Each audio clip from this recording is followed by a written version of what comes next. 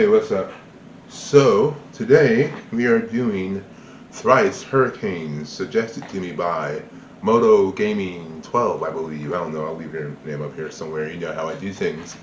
I thank you for the suggestion. I always enjoy doing a Thrice reaction. You know, I say over the time I've become, a decent fan of this band. I really like them, and I like the things they put out, and I like the way they talk about things and the metaphors they use for their songs. It really makes you think. It's not always just straight up telling you something. But let's just get into this.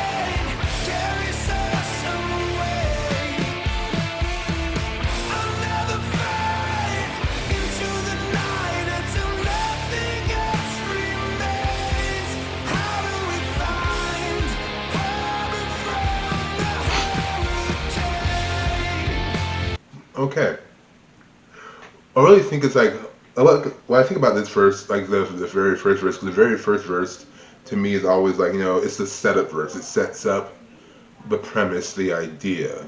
It's almost like it's like a three act, well, sort of like the act structure in a play.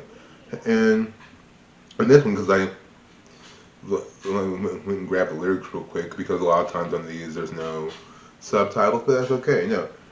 When he says, like, in these flowers I found you the truest red I'd ever seen. So you cut yourself on these thorns, you winced, I kissed you. I kissed your palms and we both laughed so long aware of the gathering storm. What I think is very interesting about this is like it starts off with it very much details the idea of young innocent love, of like wide-eyed naivety, because it's like like you see this pretty girl, you see her in like a field of flowers, and you're in something beautiful, but this field of roses, as roses are, have thorns. There's also dangerous. So something beautiful also represents a sign of danger, but you're kind of blissfully unaware of it, and you think you can cure the cut with a kiss, which I mean you really can't, but you think you can, but you're unaware of the trouble that's about to come your way. And one could even say that the cut from the thorn of the rose is a precursor to that, and how blissfully unaware you are of the things that are coming your way. And then like when he goes into the chorus, obviously when it's like it's gonna rain till the levees break and a tidal wave of fear and pain carry us away. I'll never fade into the night until nothing else remains. How do we find heaven from the hurricane? Like I think that's like obviously the hurricane is like a metaphor for all the turmoil. I'm just, from my opinion, like all the turmoil you're going to face in your relationship, all the things that are going to test it. It's going to test you. It's going to test her. Pushing your insecurities, your fear of loss, your fear of being together, your fear of not being enough, all the hurt you're going to cause each other. And so then you're at a point where you're trying to, I guess, find where the happiness is from all the chaos, because a hurricane is like chaos, and one can say the hurricane represents the storm and the chaos that can come from the trials and tribulations of your relationship. And so he says, how do we find heaven from the hurricane? It's, how do we find like bliss, peace, happiness through all of this storm? How do I recognize it? So almost like you're at a point where you're sometimes maybe your relationship became so toxic that you can't tell good from bad anymore. That you don't know the difference because it's all kind of the same. It all kind of bleeds together. But let's just keep going.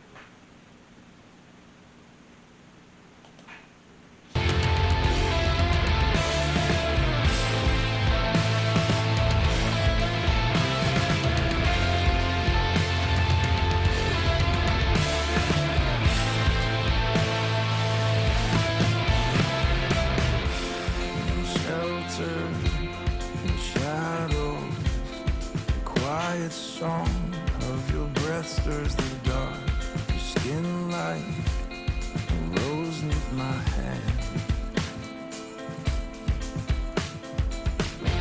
And I can't keep from wondering why nothing good can ever stay.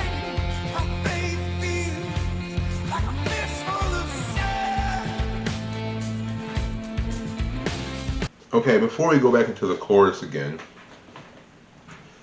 like this verse, like really like it's like the I say like the peak of realization, so to speak. Because when he says, "No shelter, no shadows, the quiet song of your breath stirs the dark, your skin like the rose at my hands, and I can't keep from wondering why nothing could ever stay. My face feels like a fistful of sand." Like this really like shows like like more of a transition into what I would say a more mature adult outlook on what love is, because they've gone through all these trials, this pain, these tribulations.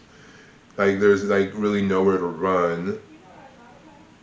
There's nowhere to run because there's nowhere to hide. Hence, like no shelter, no shadows. The quiet breath, the quiet song of your breath stirs the dark. Which I guess could be like, listening to like the sound of her breath while she's sleeping, and it's like the only thing in the dark that you can hear when you're laying there, and it's all silence. That's just my guess, sort of. Your skin like the rose at my hands, and if we all remember from the first verse, the rose, cut her hand, so her skin while he's touching her, like it doesn't feel the same. It feels almost threatening, almost apprehensive to the touch now, because how he views her has changed from the beginning. In the beginning, he viewed her as someone beautiful, like the field of roses, in a naive, very innocent way. Now that innocence is kind of gone, and you have to see the person for who they really are, which really happens a lot in relationships. Like you start off very idealistic, and you're very much, I think, more so in love with the idea of a person than the actual person themselves. But then after a while, you're stuck dealing with a real human being, and that real human being, is someone with their own flaws, their own problems, And it does change the way you view them, it changes the way you see them. You can go from wanting to hold someone so tightly and close to barely wanting to touch them, and when you do, it makes you shiver. It makes you like recoil a little bit. You know what I mean? And then what's interesting when he says, what did he say? My faith feels like a fistful of sand. Like basically like all that he believed in feels like nothing now. Like it just crumbles through his hands. Like it's just basically dust. Like pretty much he has no more faith left, which is, kind of disheartening. It's a little sad, but that's where he's kind of left at this current state of being. And yeah, let's just let's just finish this out. Let's enjoy the rest of the song, I think, and I will cap it off at the end.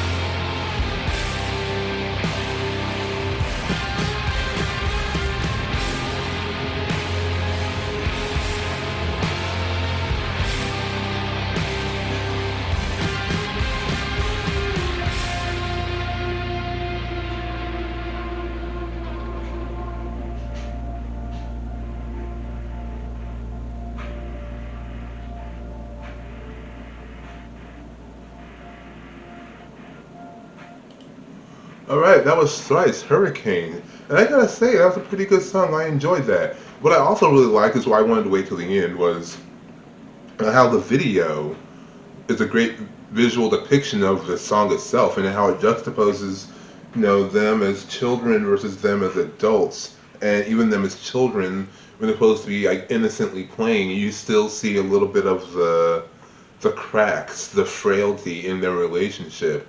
And that translates into their adulthood. And you can see even in the moments when they seem to be having fun, there is that apprehension. There's a little bit of that nervousness. There's a little bit of that anxiety, that insecurity. So something that's supposed to look so very nice and pleasant feels a little on edge. And even at the end, when they're burning it all down, so to speak, burning literally and metaphorically, burning it all down, they like they're still standing there and they smile at each other, but they also kind of look away with a hint of uncertainty, but they still take each other's hands because they're still willing to weather through it. And ultimately, it seems like this is almost like it's still somewhat of a hopeful song, even though it's kind of sad, because there's still hope that they'll make it through the end. That even if they're unsure, they'll still be unsure together. That's how I kind of take it. Let me know what you think. Do you agree? Disagree? You think I was wrong? Right? I don't know. Let me know. That was fun. I enjoyed that. And it's good to be back, guys. I've been out for a couple of days. I've had other things going on, but that's no excuse. And thank you to all my new subscribers. Thank you to all my older subscribers. Yeah. And until next time, I'll talk to you later, alright? Peace.